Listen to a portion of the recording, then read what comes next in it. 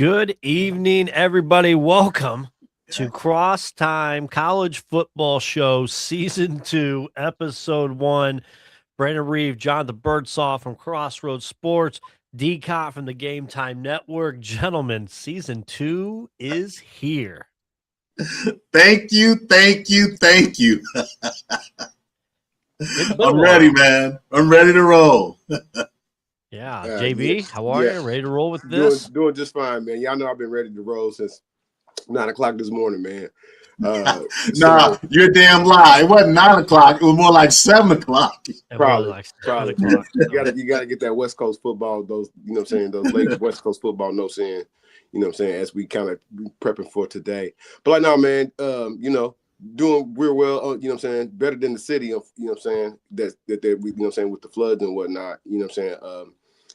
My side of the town was, you know what I'm saying, spared for the most part. But like I know, you know what I'm saying, around the city of Indianapolis, you know what I'm saying, people, even on, you know what I'm saying, Broad Ripple, you know what I'm saying, like, you know, they had to have a evacuation. No jokes. I know I'm the jokester mostly on the show, you know what I'm saying, whatnot, but real serious, man. So prayers up for Indiana. I know there's some federal funding coming, you know what I'm saying, and whatnot. I know the homie Brandon Reeve, you know what I'm saying, pitched in out in his community, man, as they were, you know what I'm saying, again, you know, I'll let him, I'm not trying to steal his thunder, I'll let him kind of speak on it as well, man, but like, even, you know what I'm saying, but like, Indianapolis, it's for real, like, you know what I'm saying, nationwide, y'all see, you know what I'm saying, the floods, it's for real, so.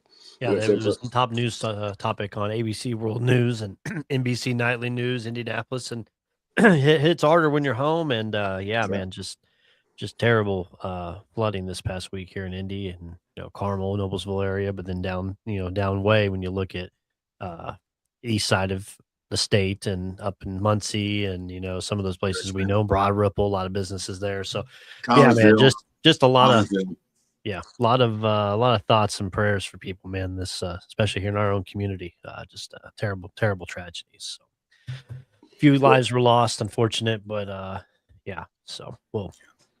Hey, if you know what, we have people, we can give them an hour and a half tonight of just kind of the chaos, the talk of us, and we get maybe a little brighter future for, you know, just say, you know what, let me take some time away just to have a couple laughs. That's why we're here, because I'll tell you what, the sports books, I think, have it out for like 7 minutes and 20 seconds until the first argument with Dcot and JB. So if that's the case, I think the over may hit on that possibly, or the under. But there will be no attacking this season. Man, we're good. This episode, I promise, there will be no attacking this season. We're good, man. We're solid. By the way, our ratings were up when that happened. I was on a cruise on another one when we had great ratings. So hey, look, we're not doing this ESPN thing. You pick a side, I pick a side, and let's just fight for about 20. Hey, right. That was all natural, everybody. That was 100% natural. There was no scripting. JB, let me ask you, because last time we all had this show was right after the national championship game. John, what conference won the national championship? And secondly, what conference has won the last 3 national championships? Okay. And then I have a third question after that. Damn. Loved it. All right, man. However you feel about Michigan in the Harbaugh era, the Big Ten has won, 3 championships as it pertains to like how we've gone with this playoff system. So the answer would be the Big Ten. However you feel about Michigan. So is the SEC lost their fastball? Greg Sankey went on Capitol Hill, took Nick Saban with him. You know what I'm saying? They got Donald Trump out there. I ain't trying to get in trouble. You know what I'm saying? We know, you know what I'm saying? Deep State is watching. This is the truth. But like, nah, man, in all seriousness, man, but it's a more competitive landscape now. Isn't it? You know what I'm saying? With the transparency of pulling players and here and there, and now you really do have to be a great quality X and O's coach, and you have to be you know what I'm saying, culture, all those things. But you also got to be head of the culture and make sure nobody else is tapping into your culture, trying to steal what you know what I'm saying, you're trying to develop for the future. Mm-hmm. So. It's not about conferences for me. It's all about the schools. All the schools are still trying to win.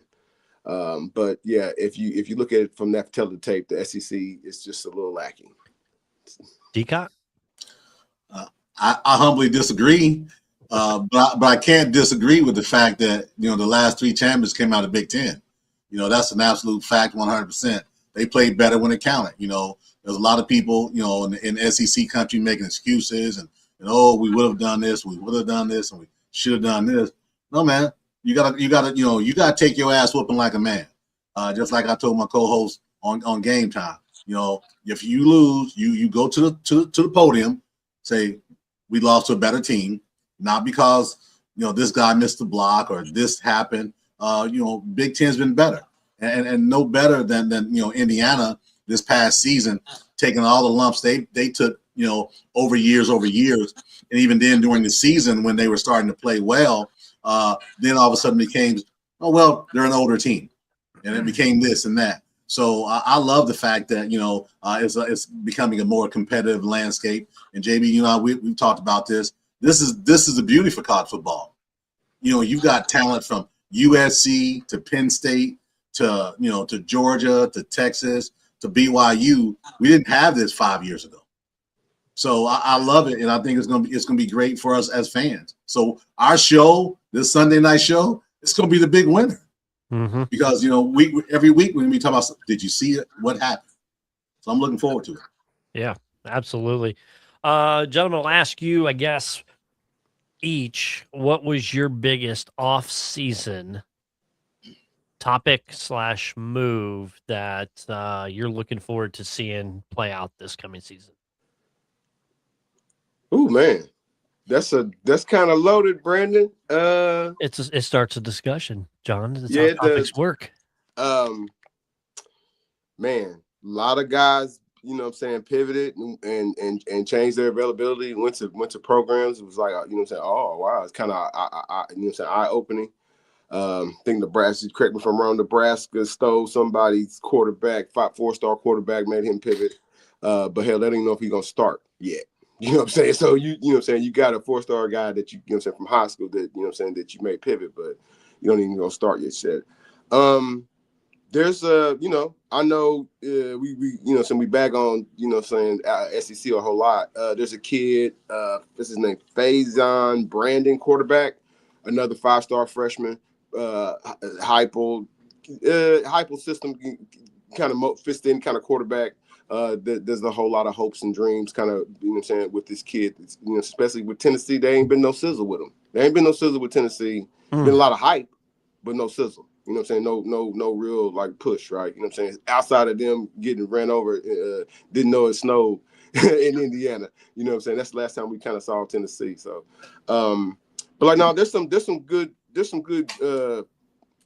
freshmen talent, and I know we in basketball we kind of talk about that all the time. Who's coming in? But there's some good freshman talent. USC I do believe is loaded with freshmen this year, and oh my God, how could I forget about Savion Hitter? He went to Michigan, so again he probably won't see starters reps, but again he will add to the depth, and again with with a new coach there who likes to run it heavy. It's not Michigan's. You don't have to be Michigan more than by a point or 3. This year to survive. So I'm really kind of about some of those freshmen that's coming in. Okay. Dcot? 2 for me, man. Dominic Raiola goes from Nebraska. He goes to Oregon thinking, hey, I'm gonna come in, it's gonna be laid out for me, I'm ready to roll. Then all of a sudden it's like a heel turn into WWE. And all of a sudden, now he's signed on, and now he's signed on to be the backup. And this is the guy, who we all want to kind of mimic about, that quarterback in Kansas City, right? That's his idol. And then the other one for me is Cam Coleman going to Texas. That is huge, man. I said on our show yesterday, I know everybody knows I'm in love with Jeremiah Smith. But I'm gonna tell you, Cam Coleman, he doesn't have to take a backseat to Jeremiah Smith at all in any way. 6'3", 210 in any way, shape, or form. And I think he's gonna have a breakout. He's been with pedestrian quarterbacks the last 2 seasons. Now he's got a real quarterback. I look for Cam Coleman to come to the stage and play well this year. Okay. For mine, you hear that little train? That's the Lane train rolling down the Baton Rouge, baby. Oh, okay, that train. Yeah. I thought you talking about the West Lafayette train. No, it's coming back around the track. Well, we'll get to there. We'll get to that. Okay. But no, mine's for Lane Kiffin down at LSU. First year down there, seeing, you've got a new quarterback in there, right? You got Sam Levitt coming in, being there. You've got, your Durham and Barry as two of your running backs that are down there as well. New guys, but overall, I look for, dude, the tight end, the Trades Green, I think he's like 6'8" or so. I know he's number 14 just from the NCAA game, seeing him. But that dude's a beast. That is a pro talent guy. If that's a release valve for Sam Levitt's offense. I'll be really curious to see kind of just what that Lane Kiffin defense can do down there in LSU as well, because all that talk, the hype of, LSU, they fire coach. Then you got the governor. John is always going at the governor for Louisiana. I'm glad. Let me chime in. I'm glad they got a lot of noise. You talk a lot of positivity that's going on with LSU, and what you're saying is true. They didn't survive the little media storm of him moving from Ole Miss to to LSU, and that's great and gravy. And Sam Levitt then kind of went under the radar, even mine, and then left the the good dry sands of Arizona State. The people that made him. So imagine that they all fall into the loyal waters of LSU. I'm being sarcastic because there's a lot of noise still with this. I know it's college football. So what's going on with this Jaden Daniels thing? Seriously, man, that's noise. Promising kids. That is wild. Promising kids numbers, and Jaden Daniels again, man. It's a lot of noise. Who's in the wrong here? Who for you? And we'll go to Dcot. Who's in the wrong here? Is it Jaden Daniels or is it the LSU and the kid? Because for me, I blame Jaden. For me, the blame's on Jaden Daniels. Dude, give it up. I was listening to XM84 today, right? And I guess there's a lot more to this than looks, right? So I guess Jaden Daniels, it was his people making these accusations, not necessarily Jaden Daniels. It was an insider on XM84. And he's a Commanders fan. So he talked about how it helps LSU because they look like they're the victim, right? Coming off of the Lane situation, and they're really hyping it up down in Baton Rouge, playing the victim card, playing like, I can't believe he's doing this and this type of thing like that. So it looks as though it may be a little bit more to it than meets the eye. I haven't dug in enough to know. But listen to the guy today talk about it. It was about 4 o'clock, about 3 o'clock, 4 o'clock p.m. today on XM84. I was really interested. I was like, I hadn't thought about that angle, But I guess Jaden Daniels is pretty upset about, how it was portrayed about him. And then LSU came out with their statement. And then now all of a sudden we got this fight. So, but again, the kid himself playing in LSU, if they promise you a number and you're recruited, hey, man, ain't got nothing to do with Jaden Daniels. Right. It got everything to do with me. So I support the kid there at LSU, and I hope he has a great career, man. Just doesn't play well against my boys. That's all. Yeah, for competitive purposes, I hope it works out for LSU this year as well. That's a program that's a spotlight program, blue blood program. SEC is better.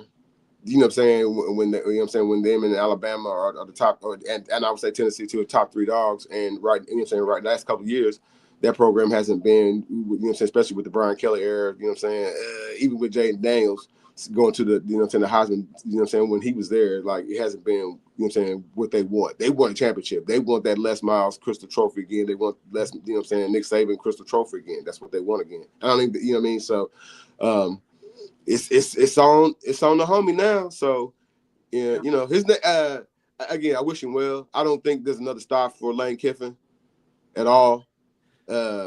Next stop for him is probably a Hollywood type of movie or something, man. If he can get to, it's not. I don't even think it's not even a doubt they get to the playoffs. This first one for them, man. Come on, man. They playing Clemson. Who's the quarterback? Right. Is it going to be this freshman or this 5th-year dude? This is probably our last year. I know I had to pivot off that LSU talk anyway, man. It's probably our last year. We're dealing with the homie, man. In South Carolina, in Clemson, because like again, probably had, you know what I'm saying, again, Dabo's gonna have a good defense, but like last year they couldn't run the ball. This year it doesn't look like they maybe. I mean, it's a possibility. And again, he's got a freshman quarterback, but he's the elder statesman is the starter. So I expect LSU to, you know what I'm saying, to showcase on Clemson. And that's a real Dcot. That's a real favorable. I know you hate rankings. They gave Clemson a real favorable ranking, man. They probably should be unranked. Yeah, it's a good point, right? I think there's a little bit of sympathy going towards Dabo, man. He was the big bad Bama killer back in in 16, 17, and that and he was on top of the world. Then when the transfer portal came about, he dug his heels in the ground, said some inflammatory things about the players as a whole, the system as a whole, and said, I'm not going to change, and all those things like that. And to your point, if you can give him all the rankings, the early rankings you want, but if he pisses the bed again like he did last year, he'll be playing coach at Boise State Tech somewhere. You can't have a struggle bus game against Troy in the middle part of the season, and then take a team. What they playing the Pinstripe Bowl? I know. I watched it. Damn. They played the Pinstripe against Penn State, and saying Penn State was in a wreck, and they lost to Penn State. Yeah, that's embarrassing, man, for like what the team is used to represent. So they can't get it together, and I don't know if they can get it together. You talk about the ACC. Again, I think our homie James Franklin's gonna steal wins. I think he's gonna steal some. Brandon's an all believer in Louisville, and you know what I'm saying. Miami didn't go away. They probably reloaded. They got a thick thunder kid, offensive lineman. Cristobal, you know what I'm saying. He knows how to put offensive linemen and offensive lines together, and that's kind of what got them through the playoffs last year. If anybody remembers, you know what I'm saying. I know they were surprised, but like, no, man, Brandon, who you like out of the ACC besides some of the surprise ones I said? I like a Louisville team to scare. Louisville was one of my dark horses to make the college football playoff this year. I'm going to bring up their schedule real quick. I don't have it. They got a kooky game. Look, Dcot's like, man, I don't even watch the ACC. No, you don't. No. I'm all of it, man. Yeah, I think Louisville got Give me a second. Trap game against Pitt, maybe. They have a very favorable 5. schedule. Their only toughest games early. They play the first week. They play Ole Miss. Okay, so there you go. There's the first game. You mentioned it. I don't think it's at home. It's a neutral field, Sunday the 6th. Neutral game, 7:30 at night. Then they got Villanova, SMU, could be a problem. Wake, at NC State, Florida State, which we'll get to that of what we're expecting from there. At Syracuse, against Stanford, at Georgia Tech, at North Carolina, versus Pitt, and at Kentucky. Boys, if that doesn't look like a schedule that could be 10-2, 11-1, and all you need is a Miami or a Clemson or whoever just to trip up one time. Listen, I'm grabbing on NC State. Every year, NC State kicks somebody in the teeth. And they're at home at NC State as well too. They haven't been these 10-win teams, but NC State is the team in the ACC that is going to kick somebody in the teeth. They gave Georgia Tech everything they wanted at home last year, and they had the game won, by the way. But I think NC State is going to surprise a couple of people in that ACC. I still got Miami as the overall winner, but I think NC State is going to make some noise. And again, depending on what Georgia Tech had in the cupboard, right? You got your quarterback. He's now playing in Carolina, you got a really, really good coach. Man, if he can turn this thing into something like he had last year, maybe he has some down there in Tech. Because now it's going to be on his. He doesn't have that senior leadership now. He's got those youngsters coming behind. Yep, I totally agree. So Cott's got NC State as his guy to watch. Mine's Louisville. John, yours was who? Whose was your Pitt? But this is going to be a tough game for the ACC. It's going to be a tough game for them. I'm going to make some graphics for some of these takes. That way we'll have some. It ain't going to be Florida State. No, Florida State, man. They go to Alabama in week 3. Whipping. Louisville. Go to Miami. They're home against Clemson. And obviously, they got Florida. Maybe James Winston could come to the pregame and hype him up, man. Say a prayer. Yeah, crab legs available. Eat the W, right? But I don't, they got a quarterback that's been around our world, and playing, Stanford, one little year last year, he played 3 years at Stanford and 1 year in Auburn, I do believe, and it was, that wasn't pretty at all, and now that's the starter. This is used to be the proud Florida State. But the Bowden, he rolling over his grave for real. For real. Hey, don't sell him short, John. He threw for 259 and a touchdown against Bama. Yeah, that was his game of games, right? He came out, he talked a lot, before the game, talking about Saban can't save you. Everything worked well for him, right? In every way from special teams to mental mistakes. Castellano, it ain't going to happen this year like that, man. And I'm not talking about just the Bama piece. I'm just talking about collectively as a whole.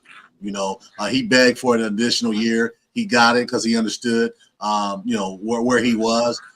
There'll be a decent team, but the Florida State train, as Brandon was just showing, there won't be any train noises coming out of Florida State. Yeah. Who for you guys? This is a good topic here. I have my top three, and it's I have a T3 for, so I cheated and gave 4 teams. Who has the greatest pressure to win this year? I'll give one team, and then we'll go across to everybody. For me, it's Oregon. Dan Lanning, you have one of the most talented teams in the country, if not the most talented team in the country. You got boat raced, curb stomped, whatever you want to call it, down there at the Peach Bowl that I witnessed last year to Indiana. You've got one of the most talented Heisman running quarterbacks with Dante Moore returning. Yeah, I like sometimes, some year, this has got to stick, especially old Phil Knight Nike. If they're going to be sitting there repping that still, you got to figure it out, right? So for me, Dan Lanning, buddy, it's time to. I know you got into the top 4 last year, right, in the playoff, but it's time to at least represent into the national championship game, in my opinion. This season, I think they're number 2 behind Ohio State. So you got 1 and 2. Oregon has been that team for the last few years. They always, they got the bells and the whistles. But then at the end of the season, they're not the bride that the bridesmaid. I see no reason why there won't be anything different this year. I think that, for me, you're right. They've got a lot of pressure on them because where they've been over the last few years. But for me, the take from my team this year, and I said I hate to say it on the other show, I hate to say it now. Notre Dame's the best team in the country, man. They got the best. I was listening to Phil. Do you know who knows Phil? Can't remember his name. He's written a couple of books, and he does a college season for Phil all of Phil Steele. Yeah, best offensive line, best defensive line. There you go. I'm gonna get that too because I listened to him yesterday. Hey man, that dude's the truth. But they got a really, really dynamic coach. Where do you win on the line of scrimmage? He's got all that talent down there. And yeah, they haven't. Notre Dame hasn't drank from the cup, right? But I think this is the year they drink from the cup, man. Unless they just completely wet the bed, and I don't think any reason why to think Freeman is going to wet the bed this season.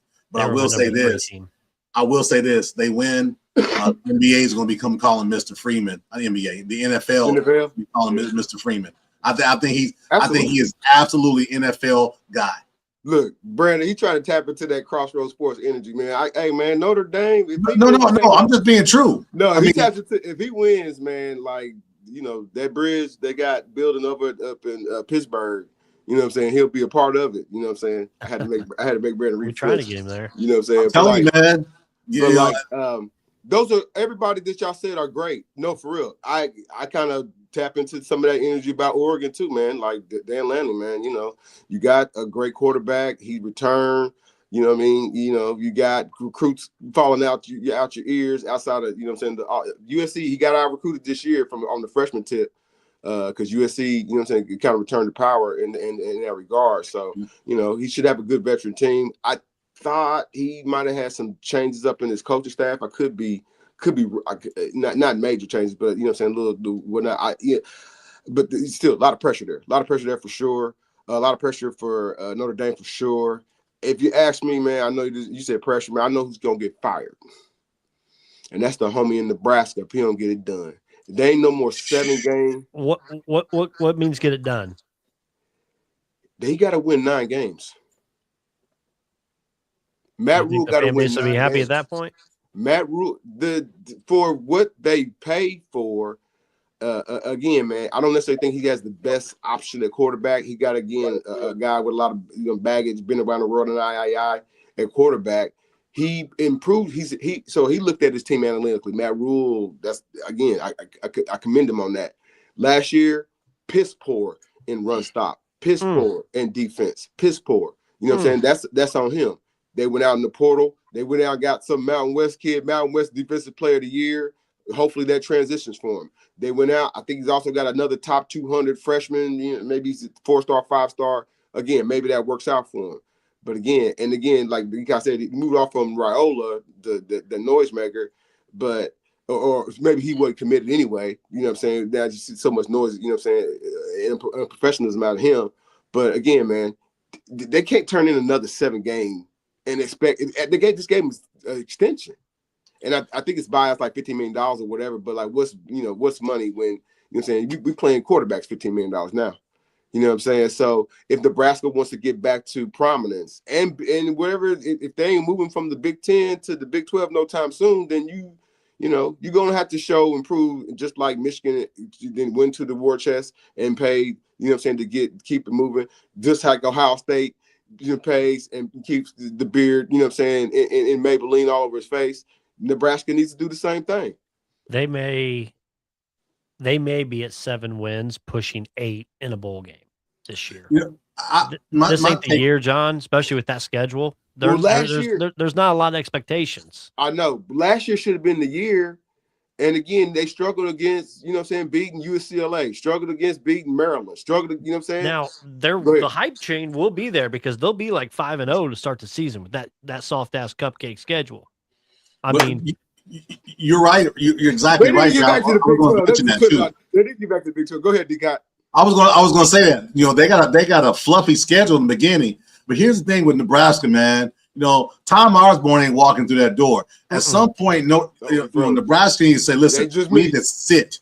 They need to squat. They've gone through coaches like we run through underwear. I mean, every time you look, they've got to sit it. Matt Rule, think about what he did at Baylor when he took over at Baylor and was in that mess, right? Then he goes to NFL, to Carolina. That was a whole shit show anyway there. And then he comes back to Nebraska. You got to give him time, man. I would say this, Coach, you got 5 years from now. Because what has Nebraska done? Think about this. They haven't wanted to be the top 25 team since 2016, man. Nope. Come on. Yeah, we've got to have some sit down here. And I think Matt Rule's the guy for that, man. Because I can't think of anybody else who's going to come to Nebraska and turn things around for them.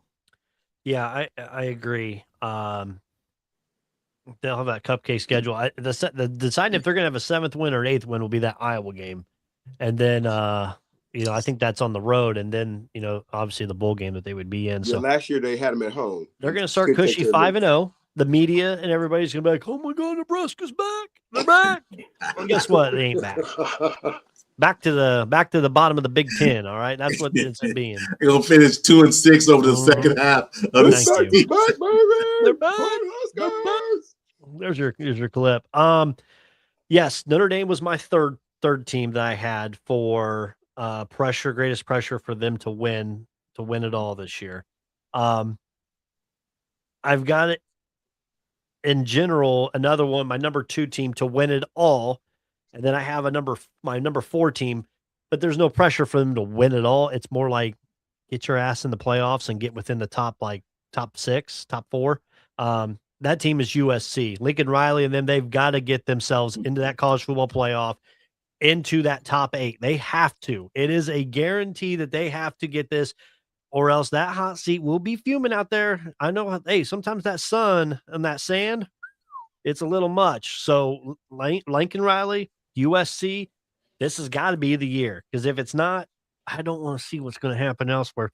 But my number 2 team I have an issue with that has the greatest pressure to win for me, Texas Longhorns, Steve Sarkisian. If this is not the year, win. You got the best quarterback. You got the best quarterback in the entire receivers. field. They spent a lot of money. They spent a lot of money in the offseason. Receivers. Sorry. Ohio State's got the best ones. What? They do. The best what? Wide receiver. Oh, okay. I thought you said quarterback. No. Okay. Yeah. I'm going to tell you, Texas spent a lot of money on that offensive side. They do got the best wide receiver, absolutely. You know, Texas spent a lot of money, absolutely. And I'm going to tell you, right, what they did, they strategically said, these are our weaknesses. They don't have any freshmen coming back in. They got 2 transfers. I think one from Arizona. I think one from ACC. I can't remember. They got real ballers back there. Everywhere they are loaded.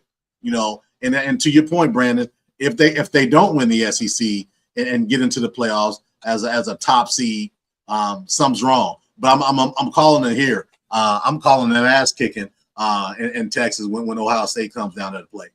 I don't think that they're going to be conservative like they were last year. Remember that game last year? Ohio State or Texas? Yeah. You know, I'm talking about both teams aren't going. I think Sark said, "Listen, we got to go ahead and give it, because we didn't make the playoffs last year. We had all this hype. We were number 1 coming in the season, all this hype, and he played as conservative as you think about whoever the most conservative coach is. He was more conservative than that coach. I think he's going to let it rip." And I think, you know, that they take care of business against Ohio State. I absolutely do. 100%. Yeah, that was a train wreck last year. Yeah, for both teams. They both played scared the first 3 quarters. Mm-hmm. Arch ain't playing scared this year, man. That's what I'm saying. That's what I'm saying. I don't anticipate that happening. I just think, I'm not saying they're going to beat them by 30, but yeah. I think they're going to show them, hey, you know what, you coming down here, we're going to take care of business. They have to. Can you imagine if Ohio State beats them in Texas? You just talked about it, Brandon. Sark is going to, that collar's going to, yeah, that collar's going to get really hot. So John don't believe it. He don't. Me and DraftKings got a deal for that weekend. Exactly. Another team I don't have on this list, but it's kind of time to show, put up or shut up a little bit, and I think they've got it in their system this year. They've got a returning veteran quarterback. They've got a great defense.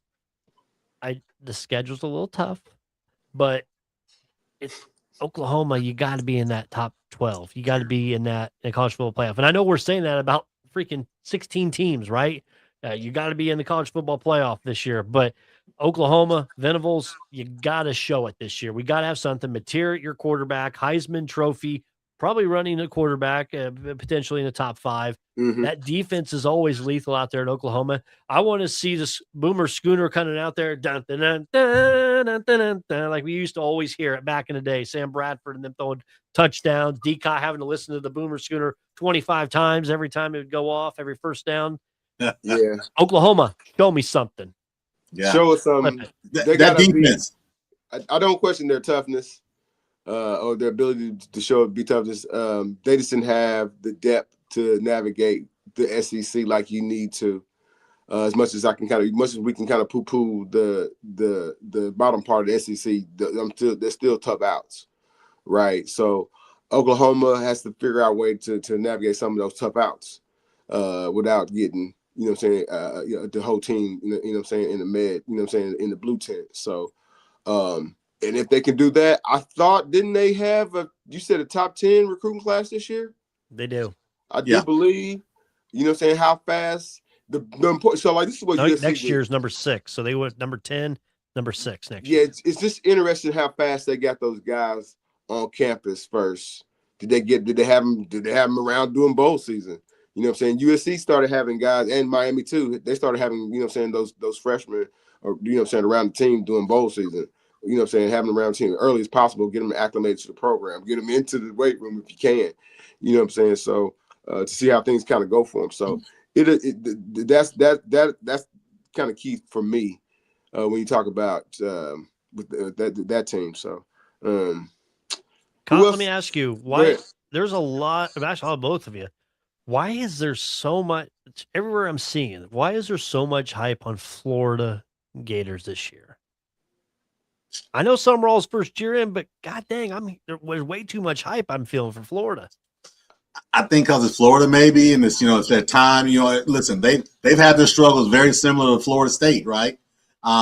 Their last, I think they were in the SEC title game in 2020, and since then they've wet the bed. And I think Summerall's the guy that they want to bring him out of the doldrums. I think he is that guy. I just think they may be a year or two too early with singing their praises like they are. John, I was always told by a great person one day, told me, if you have two quarterbacks, you have none. But if it's 2 weeks before the season and you haven't named a starting quarterback, it's not good for the program. Dcot, what is Alabama going to do at quarterback? Oh, it's a piece of cake, man. Keelan Russell's going to be the starter. You got a guy, who came over with the coach from Washington University. You brought him over. He's a big, strong, strapping, young man, but he doesn't have the wiggle that Keelan Russell does. Keelan Russell has wowed everybody down in T-Town. I've been following this. There's a podcast show down there. I've been following it. He's been wowing everybody, man. And in today's climate, you can't name the quarterback too quick, right? Because you're the fear of losing a guy. Keelan Russell's going to be that guy, in my opinion. It hasn't been named, but as we shared on the shows before, the guy that gives him the best opportunity to win is Keelan Russell. And here's why I say it: similar to the Jalen Milroe piece 4 years ago, his legs, right? Keelan Russell's legs are dynamic, not just good, not just decent, dynamic. And for me, the challenge with that is Austin Mack he's about 6'6". He's a big guy. He's an NFL body guy, right?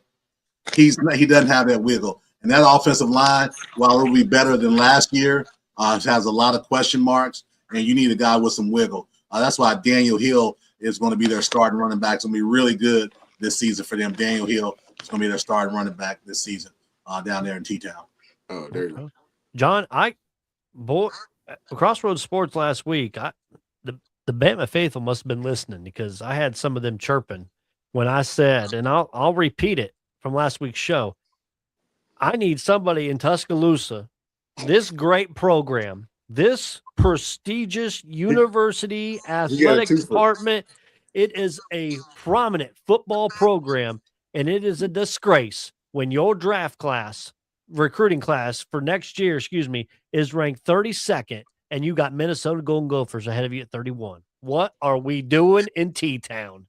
I told you it wouldn't be me attacking you, Dcot. I told you. No. This is a layup, because here's the deal: Alabama put their money into their current players. They didn't go out to the rooftops and try and get all those guys that they had. That's why they're 33 in on three. I watched a little bit more on three than the others. On three is a little bit better for me. And I'll say this: they invested back in their current players. Bama kept 95% of their players that were not draft eligible from last season playoff team that went to Oklahoma and beat Oklahoma, right? And here's, I'll say this, right? I'm not a big prominent person on these draft classes anymore. I mean these classes anymore, because these guys can move so easily, right? Mm-hmm. And for me, did you keep your guys that you needed? In this case, the board did do that. Nobody wants to see it from T-Town. Man, 33rd in the country. Are you kidding me? Like you said, Minnesota's got us. Don't worry. Calm down. It's going to be okay. And that's all the rage that's coming from all the coaching staff and the recruiting department there as well, too. So I'm going to buy into it. I'm going to buy into Coach DeBoer, because if you look at 27, remember, no one at 27 has signed. So we get all excited. But we flip it 1 year, Bama's number 3 in 28 right now. So I'm just saying we got to be careful with that, because those recruits put all your pieces in them. But because those recruiting, publications, they're nice, right? But man, you still got to get it done on the field. You just talked about it with Oregon. They've been top 3 the last 6 years, and they've got 2 ass kickings last year from Indiana to attest to it. John, so I'm not as excited, good or bad, on the recruiting piece across the nation, not just Bama, just period. This man, wait a minute, let me point it the right way. This man right here, John, he has to believe in Kalen DeBoer. Do you realize what he's done there in what, 2 years? He's been there, what, 2 years now? Yeah. It ain't good enough for Bama. And what do they do in April, John? What do they do? They signed him to a 7-year extension for $90 million. Damn, because he's their guy, man. I'm telling you, the T-Town loves him. I'm gonna not go likes on the him. Streets with T-Town because I don't think he is. No, listen. I've been in boots on the street down there. They love him down there, man. And again, what he is selling is this: he's selling patience and saying, "I reinvested to our current players that went to Oklahoma and beat them on the road in the playoffs." That's that sell job, and that's again why I say in with the new Keelan Russell's going to be your starter, and I think that Alabama's going to surprise a lot of people. I don't think they're going to be a national title winner this year, absolutely not. But I absolutely think they're going to surprise a whole lot of people. I see a lot of 7 wins, maybe 7.5. Someone picked them 8th in the SEC. I just want some of that action. I just want some of that action, man. Because I'm telling you now, they're not going to be 6th, 7th, or 8th in the Big Ten. I mean, in the SEC. They're going to be top 3 or 4 in the SEC. Brandon, Ty Simpson has some great tape. You know what I'm saying? He's probably the third best. Yeah, he's probably the third best LA quarterback. He's probably the third LA quarterback. He's probably the third best quarterback in LA right now, man. Oh, I got him over. I got him over Justin Herbert, man. Thinking. Clip that. Clip that. We need to send that to somebody on the other side. Send that to Mo Green, Isaiah Hoffman. Send that to Mo. Man, it's gonna be. It's gonna be. I don't even know if Isaiah Thomas holding Mo Green. Anyway, man, he'll see this tomorrow morning and he'll flip. Yeah, but nah. Those guys crazy or what? What's going on? DeBoer, he gotta show us more, man. You have the keys to the, you know what I'm saying? You had the keys to the city. Maybe it's, maybe it's a team. Could we say his team just as elite as Notre Dame? You know what I'm saying? We know his facilities are. No. Oh, facilities, yeah, by all means. Yeah, facilities, we know his facilities are year over year. So, you know what I'm saying? The excuses of anything like that can be kind of put aside. So, heavy navigation. There's a lot. He's got to get smarter. I think he's got to get smarter, man. I think there's with his game management, man. Even though they did beat Georgia, right? They, that still is out there. Beating the likes of Georgia, beating the likes of Texas when it counts is kind of what is aloof for him. So, and he has, like I said, he has the talent to do so. You can't just say I don't have the best quarterback. Well, darn it, you got the best everything else. You know what I'm saying? Yeah. You know what I mean? So. I obviously Bamaites hope it's going to work out. You know what I mean, or whatever. That buyout, it would have to be monster. You know what I mean. So I really don't even like talking like that. It won't be any buyout, brother. He's going to fulfill that contract and probably get an extension. $10 million if it's by 2027. If the quarterback ain't super special, man, then the running back better. You know what I'm saying? Better. You know what I'm saying? You would expect that to be super special or something. You know what I'm saying? Dynamic wide out. You know what I'm saying, for Alabama. So, I know they'll be there. I know they'll be there, you know what I'm saying, at the playoff, you know what I'm saying, table. I know they will. The politics will come in. And honestly, their one-loss record will come in. But I don't know, Dcot, as if the Big Ten chalks up another one, man, you know what I'm saying, at the end of the year, and I know this is just you know what I'm saying, show 1 of season 2, that, some of that mystique might, you know what I'm saying, it might, you know what I'm saying, man, might be going away. But yeah, I don't. You win 4 in a row. We're going back to Mike Shula days. It should go away, man. Like Brandon talked about dark horses. Ain't no dark horse coming out of the pack. Ain't Big 12. It's not happening this year. You know what I mean? Texas Tech their best chance. I don't know if that's a dark horse. They're what, 12th? Yeah. No, I mean, I like Texas Tech. It's a lovely story. I like Houston. You know what I'm saying? I do. Lovely story. I like BYU and Tim Tebow number 2. Lovely story. But Let's let's go into the best conference. We're saving them for the middle of the pack last. Let's go to the Big Ten.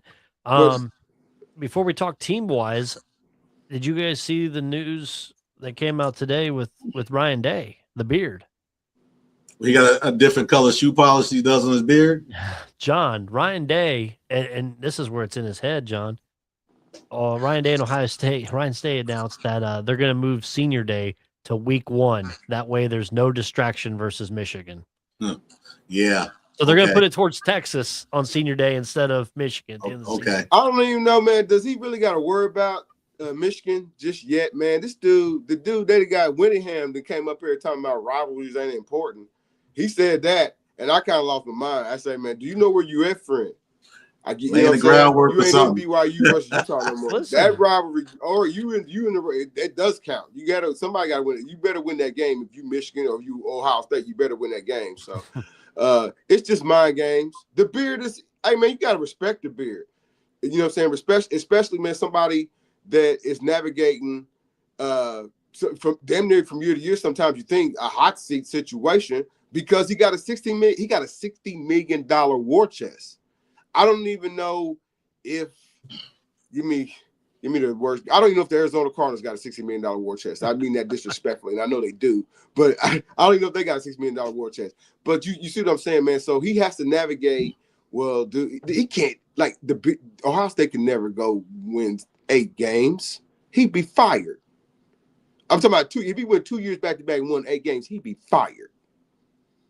You know what I'm saying?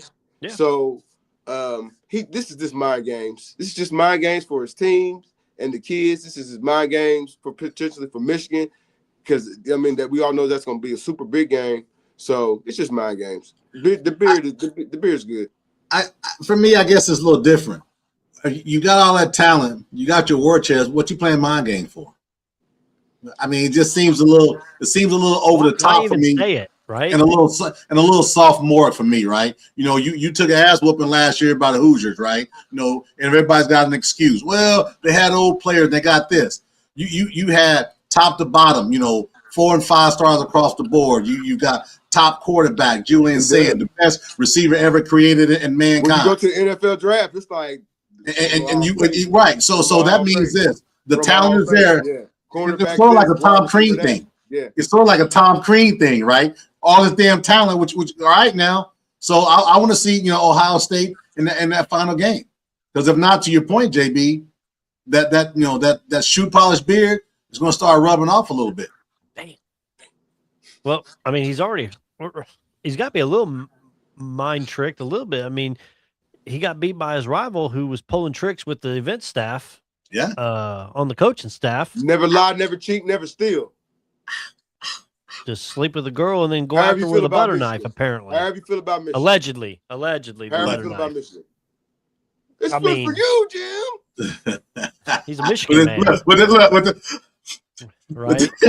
Don't forget the tear. Don't get the. I'm not trying to kick a man when he's down. With the butter knife I'm glad he got out of that. I think he got home arrest or house detention or something. I don't know.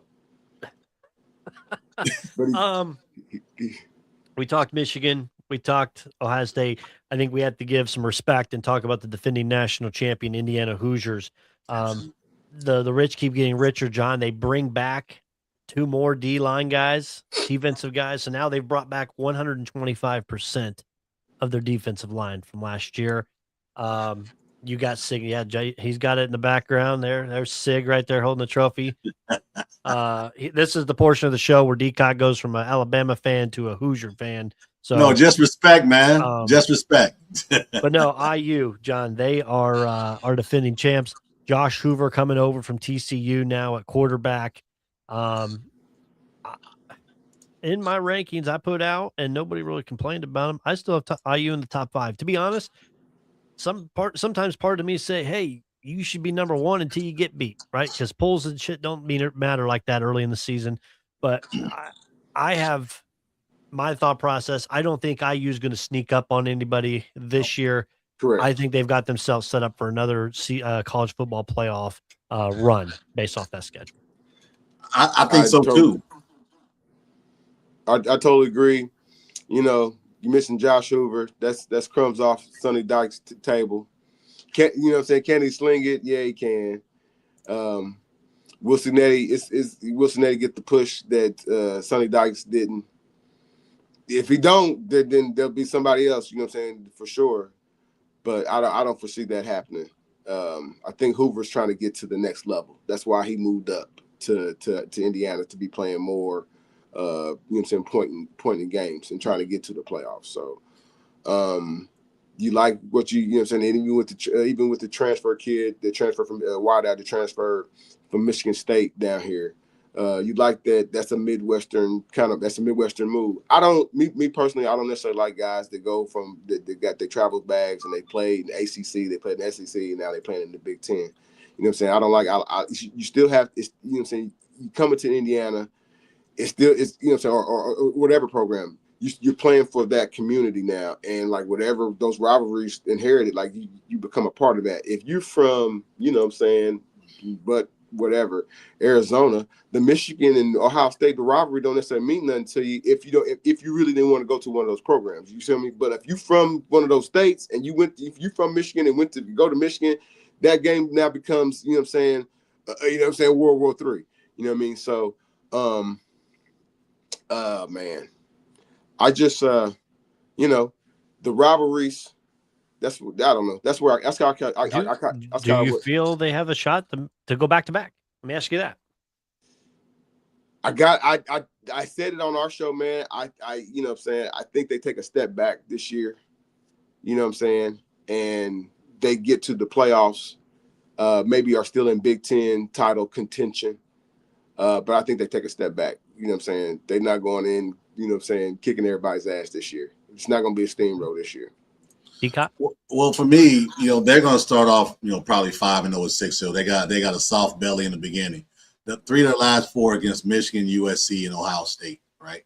And then you got Minnesota smashed in between that. You've got, you're on the road, I think, at Ohio State. You got USC in your place. And then you're going to the big house in Michigan. The thing about this, like Brandon said, you're not going to surprise anybody. They're pissed because you made them really look bad.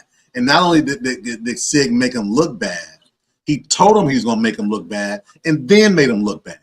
That's the worst. So, it just like we talked about everybody getting your best. Yeah, everybody gives Ohio State their best. But, you got this story out there, this coach who said, Google me 3 years ago, and everybody laughed.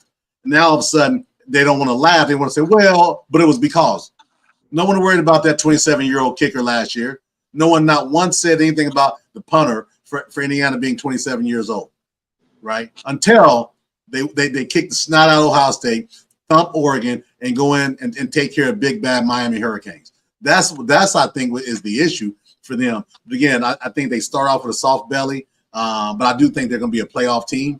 I think of those 3 games, I think they win 2 out of those 3. If it's Michigan, Ohio State, or USC, 2 of those 3 games they're going to win. Okay. Just because we have to be fair with it, John, I still believe the Purdue Boilermakers no more than 2 wins this year. Well, if you ask Reggie, he probably thinks he's going to get 9 wins this year. They didn't win any Big Ten games last year. And again, that's Purdue still very much a basketball school. Don't lose your mind about it. You know what I'm saying? But you got another one for Hoffman? You said what now? Do you have another one for Hoffman? Nah, man, I'm leaving him. I'm done, man. Okay. Hey, tell the daggers, man. For somebody who said they like basketball, man, you can't disrespect. You know what I'm saying? West Lafayette like that, man. You know what I'm saying? But like, no, you got me sidetracked now, man. Where were we at? Talking about Purdue. You're talking about, I think you said Purdue winning or something like that, right? Purdue winning 4 Big Ten games this year. You high? There ain't no way. You said, see. Are you? Wait a minute. Say that again. Are you serious? Because we're so lighthearted today. We're like really relaxed. There's no intensity. Are you serious? Are you? 4 wins in the Big Ten, John. We went through the schedule on our show last week. Do we need to review it again for the audience? No, we don't, man. This is all around. They don't want. This is not. You know what I'm saying? That's tongue in cheek. I think that's some tongue in cheek. I think that's tongue in cheek. 4 wins. God. Well, 4 wins total. 4 wins total or 4 wins in the Big Ten? Maybe between last year and this year combined. There ain't no way they're getting. I don't know about JD. I'm with the AD. We gotta keep our media credentials. Stop it. He said, "Come in all reality, guys. Come to Purdue if you're trying to win championships." Yeah. Okay. Yeah, we saw how that went. They're gonna win 4 games, man. I got blocked and then unblocked within like a 10-minute period. You went sideways quick. Legitimately, guys, I've went through and shout out my guy. He tweeted at me, Phil Steele. Shout out Phil Steele. I went through the book this summer and when it came in the mail and just going through legitimately, guys, I only have 8 teams that can seriously win the college football playoff this year. I think there's a solid 8 teams that I think based off offense, defense, special teams, they've got what it takes to win. Mm-hmm. Those teams for me are Georgia, Texas, Indiana, based off your schedule, Oregon, Ohio State, Notre Dame, and Miami. That's 7. The 8th one for me, they've got the quarterback like Mendoza. They've got a defense, if it can play up there as ranked as it is, like the IU Hoosiers. My 8th team's Oklahoma. Okay. Those 8. We didn't practice this. I agree with you 8,000%. Oh, wow. 8,000%. John Mateer is a really, really good player. But that and he can make some plays. But that defense is gonna be lights out, man. That's what it takes in football. They're gonna be lights out, man. Venable's got those boys. Remember, Venable was on the high seat. If he wouldn't have had a season last season, he'd have been gone. Mm-hmm. They were ready to usher him out. And I think, to your point, and then we're not just looking at the top 8 teams on the rankings. But no, I'm with you 100% on there. I would even say in that top 5, to your point, that Texas, Georgia, Ohio State, and Notre Dame. That's 5. I think 5. Those are my 5 right there, and right behind them is that Oklahoma, Miami, that Oklahoma Miami type dynamic. Yeah, John. Yeah, Kirby Smart got don't he have 6 quarterbacks? Even with Gunnar Stockton. He'll keep his job though. He'll keep his job. You know what I mean? He's got a bunch of freshmen, man, just in case Gunnar it don't work out and sometime mid-season. I can't believe Gunner's still there. I feel like he's been there for 8 years. Yeah. I think he has been. He's working on it. He's working on it 27. True senior. Right. I like Texas to put up and shut up in the SEC, but Georgia is probably going to have something to answer about. You know what I'm saying? I don't think they play this year head to head unless they play in the SEC title game. I don't think, but you know what I'm saying. I always respect what Kirby Smart kind of puts out there. His quarterback, like I said, we're gonna see what this quarterback room looks like. You know what I'm saying? If Gunnar Stockton struggles. So, all right, couple last things I have on my plate, and then we'll go around with it. Who is we have to do this. This is season 2, episode 1. Who you wouldn't be a credited show if you didn't do this. Who is your national champion pick right now? Oh, this dude is wild. John. I ain't said mine. There's no reason. All the stars align, right? And there may be some teams that may have a little bit more talent than Notre Dame on maybe on the offensive side or defensive side. But with that schedule, they're going to be rested going into December, man. And I think it's going to matter when it gets cold outside and having these guys fresh. Remember, these guys play a lot of football now. This is not in the 80s when it was 10 games. These guys play a lot of games, but they got a soft underbelly, and I think December is going to matter for them. And I just think Notre Dame hoists the trophy this year. John? I want to so bad say Miami. I want to just crash out like Michael Irvin. You know what I'm saying? Tell you, brother. I want to crash out and say Miami, man. I know, right? You said who's going to win the national championship. I think Miami's going to be in the playoff, potentially in the top 4 once we get to the 4. I don't necessarily think they got enough. I don't necessarily would just go. You know what I'm saying? They love me. I don't think they love everybody. Especially Dcot. You know what I'm saying? Even when he giving to Notre Dame praise, man. Call what I'm saying? But they love us in South Bend. But I don't want to just say that they're gonna win, man. There's gonna be a little bit trepidation with them playing against BYU. I just think they beat BYU, but maybe BYU kind of shows them how to keep it close with Notre Dame. And I know they don't play nobody, blah, blah, blah. But, They will show it. Notre Dame shows improve when the times, whether it's Army or it's USC, they show and show up and show. They generally show up. So somewhere between those two teams, and I don't think Miami plays Notre Dame in any type of ACC play this year. Yeah. They do. Yep. Ooh, then that'd be spicy. They got them in South Bend. Then that'd be another spicy little meatball. You know what I'm saying? That we can kind of add as they kind of navigate through the playoffs. A national champion, Brandon. National champion, right now. Come on, come on! You can't tap dance, JB. Give it to us, man. I won't tap. Y'all know, man. I got mad love for the Manning family, man. Why not Sark take? Him and Manning. They win the Heisman. They win the SEC. They win the national champion. Texas Longhorn. Hook them. There you go. Okay, John. So John takes Texas. Dcot with Notre Dame. I'm gonna pivot because I had a team, and Dcot took my team. I was initially going to go with the national championship there, which will play into the second part I have. I'm going to go ahead and just go out. You've got a great quarterback. You got a great coach. You got the best receivers. I think you got a new coordinator there. I think Arthur Smith might be your offensive coordinator there. And it's your boy. I think the defense has gotten a little better. So I'm going to go with Ohio State. I'm going to go with the Buckeyes. Even though I want to go Notre Dame, but I'm gonna go Buckeyes just for the sport of the graphic that we're gonna put out. Okay. I will go with that. So, Buckeyes. Me and Dcot are both degenerates. We love gambling. Red 9, red 20, 23, Black 26, Black 26. So, Dcot, I've got for our listeners, I've got 7 bets, prop bets that they can put in right now for this season and just let it ride for the whole season. Tell me what you like here. Virginia Tech over 6.5 wins. Yes. Michigan, I'm definitely taking that. Under 8.5 wins. Who's that again? Michigan under 8.5. Man, let me hear your other ones first. It may be some other ones that are a little bit nicer than that.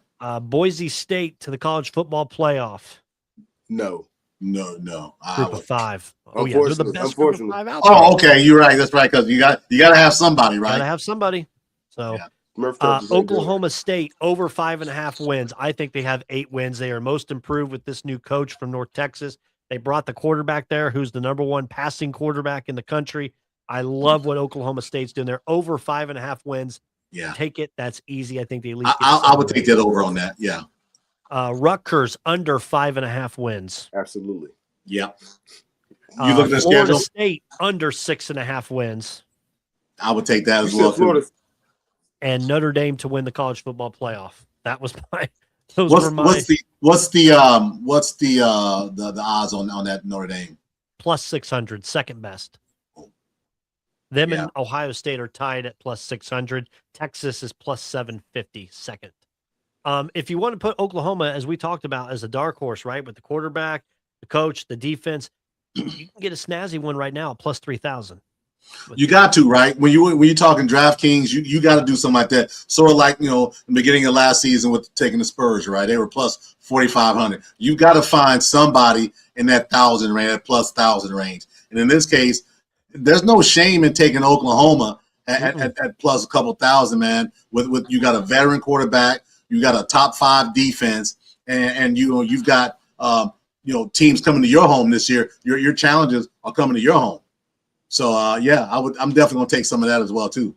How much belief do you have with Kellen Mond and Texas A&M real quick this year? Man, I like the quarterback. They've got the money down there in Texas A&M, but again, they've always had money in Texas. Texas A&M has always been the richest school in the big SEC. That's the big SEC. The SEC always been, but somehow, some way, they find a way to piss the bed. And just like they did last season against Miami, you got a tough team. You miss out throws. You drop the ball. Yeah, man. I think they've got some talent there, and I was high on them last year, but they really soured me last year after the way they finished down the stretch and missing out on an opportunity to play in the SEC title game because of the game they lost at the end of the season to Who was they? Who was they lost it? Yeah. Okay. Okay. Cool, gentlemen. Any last things from you guys before we'll go round table? Man, you know what I'm saying? Hall of Fame NBA was basketball was this weekend. This ain't basketball. We're talking football. You said this is the close of the show, friend. Of football. Anything else? Our college football people don't want to hear basketball. Look at Isaiah Hoffman. Take that shit somewhere else. You said something else. So Brandon Reed, what you got? Huh? That's not what you got. What you got? We'll say college basketball for Wednesday. No, man. I'm asking you what you got since we are ending the show. What you got? No, we're doing a round table. We ain't done yet, right? We got we got a little bit more. We ain't done. Hey, listen, take it over. Here's what I would say, right? Normally it's you. Normally you're the one. See, we got off the rails. Dcot, normally you're the one that's ripping him for going to basketball during a college football show. Hey, I don't know if him and Isaiah have been talking on the side or what. They're trying to shove this basketball down. Hey, man, this is CFB time right here. And I would say this. There's going to be a surprise team that we haven't talked about today, and every year it always is. Who is that team that you say, they're going to make it happen? And my team I've got as a dark horse, and I'm not a big fan of theirs because what they did to coach last year, is Penn State. Mm-hmm. That's the team I think has an opportunity to be a dark horse and wreak a little bit of havoc in the Big Ten. I like that one. I do. They can easily be 10-2. Yeah. I think I told John I thought they could be college football playoff. He said, and I looked back at it. It'd be tough road for them at 10-2 to get in there, but I like them at I think they're sneaky good. Mine's Oklahoma. John, you want to talk basketball? Go ahead. I don't. You don't want to talk Hall of Fame? You okay with it? I'll wait. What you waiting on? Hey, is he setting up for the big finale? What are we doing? What he's doing. Heisman Trophy. You all right with CJ Carr being the lead at 700 and Arch Manning at 750? I'm not sure what the eye makers. They must know something I don't. But no, man, just go ahead and roll it out to the kid. Put it in his garage already. You talking Arch? Absolutely. Yeah, absolutely. Plus 750 right now if you take it. I'm high on him too, man. Yeah. Yeah. He no excuse. He's got everything. He's got a bubble around him. He's got the receivers. He's got the running. And listen, he's got the second best offensive game caller in college football next to Lane Kiffin. I still think Lane is the best, but Sark is right there with him. As long as he's not safe. Can't be safe in the first game. He can't do that again this year. No. It's crazy. By the way, I'm looking at the Heisman Trophy odds. It's got Keelan Russell on there at plus 2,800, and it's also got Austin Mack at 6,500. So it's almost like they don't even know which one. Yeah. Well, what it says is, that from a dynamic perspective, Keelan Russell is that guy. And I just think that, in college football, with an uncertain offensive line, hey, they got all sophomores on the offensive line. Now they're 4-star offensive linemen and 5, but man, he's gonna have to get out of the way. This guy over here, two frames over, Jonathan Birdsong, you best believe it'll be about week 5, week 6. He'll get that hype train and that train going. Let me find that train real quick. It sounds very similar to a different train we have, but Nebraska. He'll be getting Brockmeyer and that BYU train rolling down there in the Big 12. He's there. I like Brockmeyer to make the Heisman. He's a special college football player. I don't know if that's going to translate at the next level, but he's a very special college football player. Like a freight train in the open field. Halfway decent passing ability. Not necessarily a tight window guy, but halfway decent passing ability. BYU don't necessarily have all of the dogs, that they need at tight end or wide out from year over year. But they should. I don't know. I don't even know about them winning. man, I don't even know about them winning the Big 12 now. Now I think about it, some of it, man. But he should be in the Heisman room for sure. They are plus 550 to win the Big 12, second to Texas Tech, who's at plus 100. It's always those surprises, man. Roll the dice. Didn't they get manhandled? BYU, didn't they get manhandled last year against Texas Tech? Yeah. And I know they had some, change out of staff. Rodriguez ain't there no more. You know what I'm saying? But it wasn't just him. You know what I'm saying? So I don't know. It probably will come down between them and Texas Tech though. Can we? It's season 2, episode 1. Can we give some love? Presented by Crossroads Sports and Game Time Network, by the way. Can we give some love? Because we didn't even say, besides us coming back, there's another big thing that came back this year. That Jonathan Birdsong can be late on a Saturday night at 2 a.m. and he's got Pac-12 conference football with teams actually there. Boise State, Network. San Diego State, Texas State, Fresno State, Washington State, Utah State, the God's greenest earth state, Oregon State, Colorado State, every state. It's the Pac-12 state conference. Yeah, we still got to see what. You'll be up at 2 a.m., right? Yeah, no, the game's going to be showing on CW Network and USA in the early afternoon. I don't know what that's going to do with their fandom.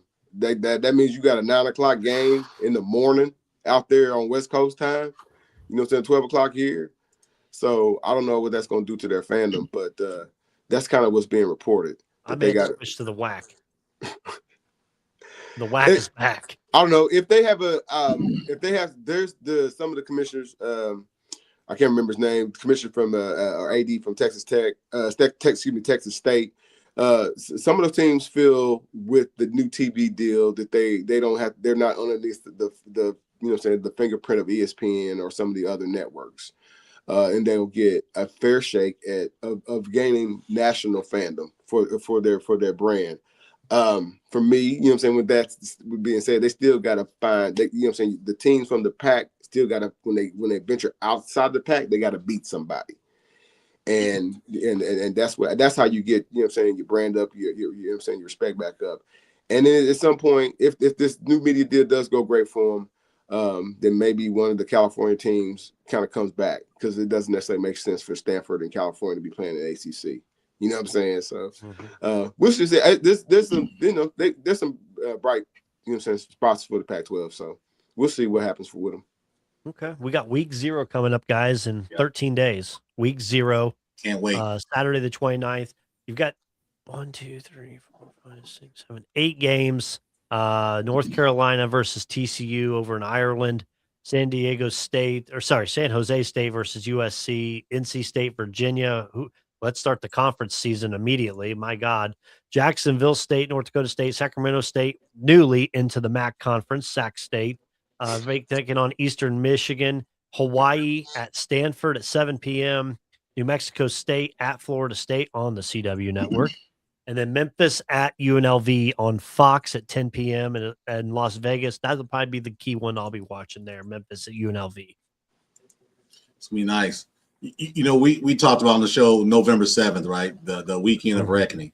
That's going to be the probably the best college football Saturday ever. So if anybody's getting married, if anybody's getting something done on November 7th, don't call me, don't invite me. It ain't happening. I won't be leaving the house that day. It's from start to finish, and finishing off with Bama and LSU playing in Death Valley. You start the day off with Ohio State playing.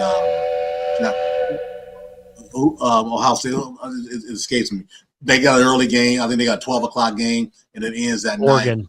Oh yeah, Oregon, yeah, and Ohio State, right? And then man, I can't ask for something better than Maryland at Purdue. I mean, come on. Well, that's one of the wins.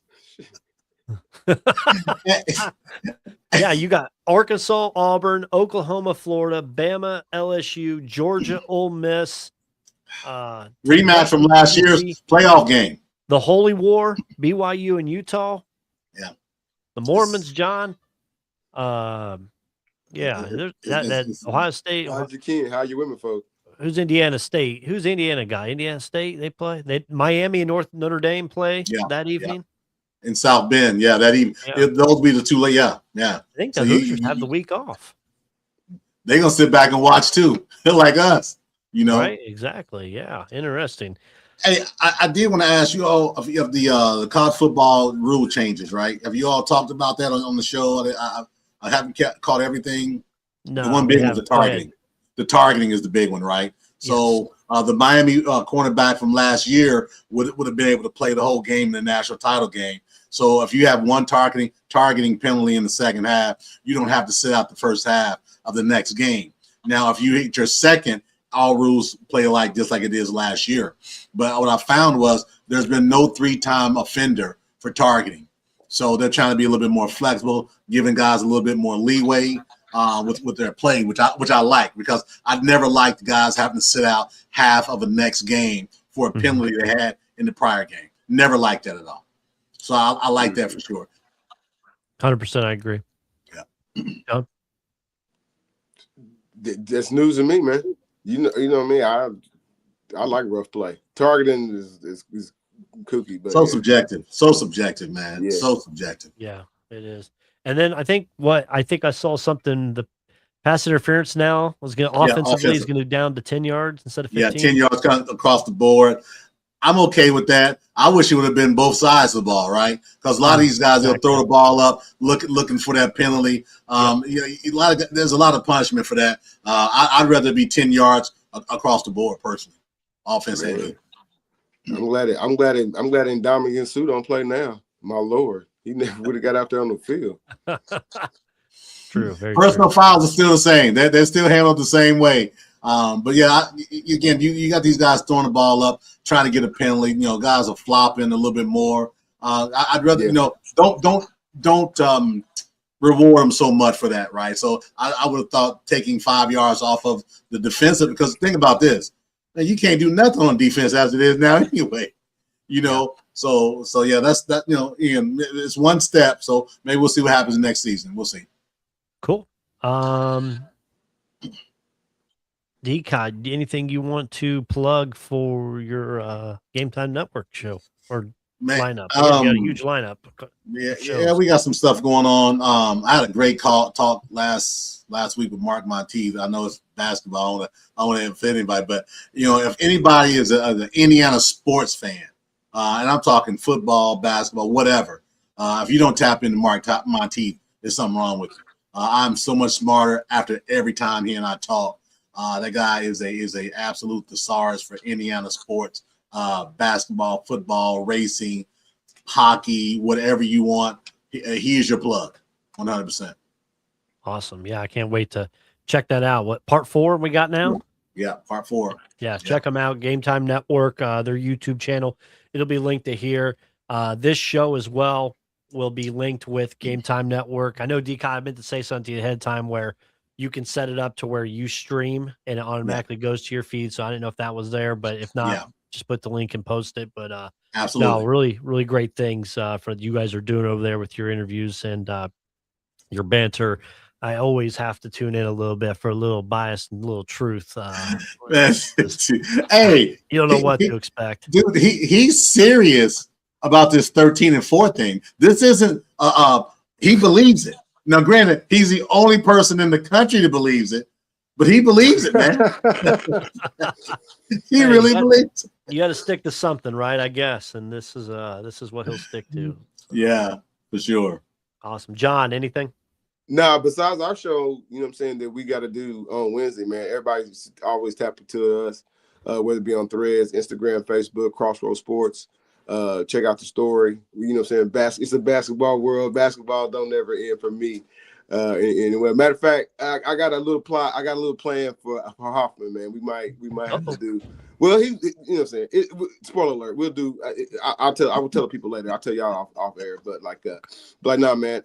Just continue to tap in with us, man. Whether it be on, like I said, on all your social media accounts. The one that me and Brandon Reef had a clip several weeks ago that still keeps on going. The Big Ten versus SEC. People are chiming in on that continuously. Wednesday show for us. We've got confirmed Mick Tidrow, voice of the Ball State Cardinals, will be joining us again. So dude, don't short selling, man. That dude's voice of the Ball State Cardinals.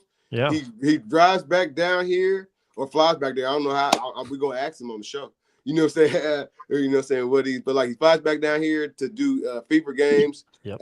He's you know what I'm saying, he's doing the media thing, man, whether you know what I'm saying, sports media thing, whether between those two programs, man. So yeah, it's gonna be great to talk to Mick Tidrow. I'm glad my Wi-Fi is working properly. Yeah, we'll be having him looking good, JV. Looking good. Talk a little ball. Yeah, he looks great. Talk a little Ball State football as well as that Indiana Fever. They did get the win in overtime, so shout out that they're winning the huge games that they need to right now. So great for them. But yeah, looking forward to it, guys. This first show, season 2. I know we kept counting it down if we wanted to do it next week or so, but we said let's get it done. So next week, we'll be live on Dcot's Game Time Network channels, and then I'll make sure to share as well to the Crossroads for that. But looking forward to that and to more banter talk, and we'll squeeze some basketball in there next week. We'll find some time to get that that in there for them. We'll look. I tell you what, JB, you take a look at that conversation I had with Mark Monteith. It'll be some good stuff for you from basketball. I did already, man. He's a great storyteller. Yeah. And I didn't want to steal none of your thunder as well, man. What Dcot says no lie. He talks all Indiana sports, man. So for sure. The future bets I had out there, those will be posted on the page as well, just so if you want to get them in before the season starts, get after them now. This is the week. I always do. This is 2 weeks for week 0, so I'm ready. Awesome. All right, that's Brandon Reef. I'm Brandon Reef, Jonathan Birdsong, Crossroads Sports. It's a new world order. Network, the new world order. We've got we're missing bro. We'll get bro the puppet. You're gonna bring bro back, right? You gotta bring bro back, JB. I would probably expect the video later on. He's the 4th member. I would expect a video for him later on, man. So sounds like a plan. The, Cross Time College Football Show for life. We'll see you guys again next week. Thanks for listening to the Crossroads Sports Radio Show. You can find more episodes on iTunes and the Google Play Store. Be sure to like and subscribe for more Crossroads sports content.